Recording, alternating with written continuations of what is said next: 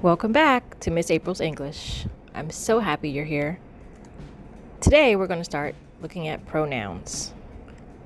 Let's get started. So what are pronouns? Pronouns are words that replace nouns. It's a word that can be a substitute or take the place of a noun or a noun phrase. You may be familiar with personal pronouns. These replace a person, place, or a thing. Let's take a look at this paragraph. Sonia wants to see a movie tonight. Sonia prefers comedies, but Sonia's sister likes horror films. Sonia decides that she will see any movie her sister wants to see after finishing a long day at work. Sonia and her sister buy the tickets and popcorn. Notice how we used the name Sonia several times. What word could we use in place of Sonia? You could use the word she. Here are some personal pronouns you may have heard before. We use I and we when we're writing or speaking in the first person point of view. We use you for the second person, and the words she, he, it, or they when writing or speaking in the third person point of view. Now let's go back to that example. Sonia wants to see a movie tonight. She prefers comedies, but her sister likes horror films. She decides that she will see any movie her sister wants to see after finishing a long day at work. They buy tickets and popcorn. Notice that we've replaced the name Sonia with the word she instead of repeating Sonia over and over. We also use the pronoun they. They refers to Sonia and her sister. When you're looking at pronouns, we also have some called reflexive pronouns. Reflexive pronouns reflect back on a noun or a pronoun that is already mentioned. Look at this example. I helped myself to a chocolate chip cookie at the party. Myself reflects back on I. Here are some more examples of reflexive pronouns. The cat is licking himself. Himself reflects back on the noun cat. Megan cut herself while chopping the vegetables for dinner. Herself, yes, refers back to Megan. Take a look at the examples of reflexive pronouns in the middle of this chart. Have you seen these somewhere before? Alright, so there's also something called intensive pronouns. Intensive pronouns emphasize a noun or a pronoun that is already mentioned. Steve himself fixed that car. Himself emphasizes that Steve fixed the car. We have some more examples here of intensive pronouns. Did you yourself make that dress? We ourselves planned Mom's surprise birthday party. I hope you're not getting too confused.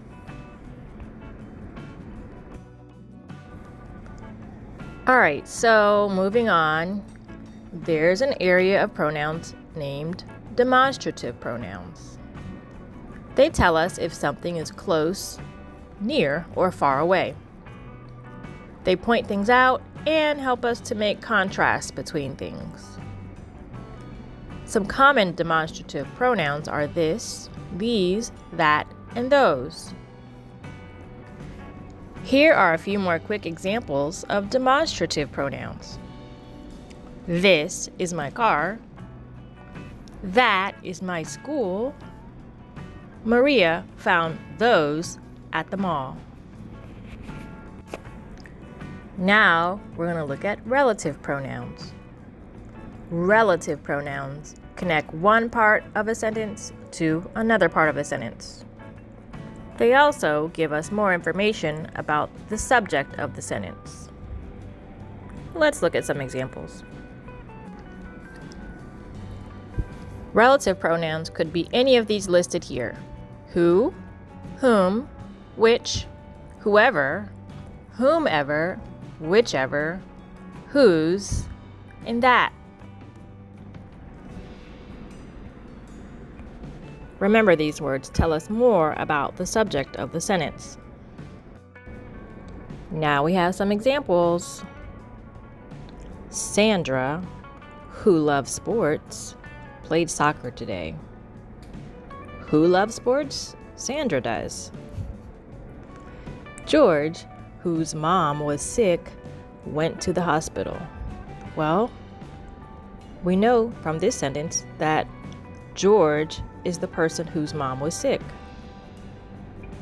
Our church, which was built in 1898, will be rebuilt. Now we have interrogative pronouns. Interrogative pronouns interrogate or ask questions. They replace the noun if it's unknown, and they help gather missing information. I'm sure you've heard some of these interrogative pronouns before. Common ones are who, what, which, whom, and whose. For example, which is your hat? Or who has the baby's bottle? We ask questions to find out more information when we use interrogative pronouns. Let's keep going. Next, we have indefinite pronouns. Now, the indefinite pronouns can be tricky. They don't define anything specifically, so no specific person, place, or thing. Also, some of them are singular, some are plural, and some are even both. First, we'll look at the singular indefinite pronouns.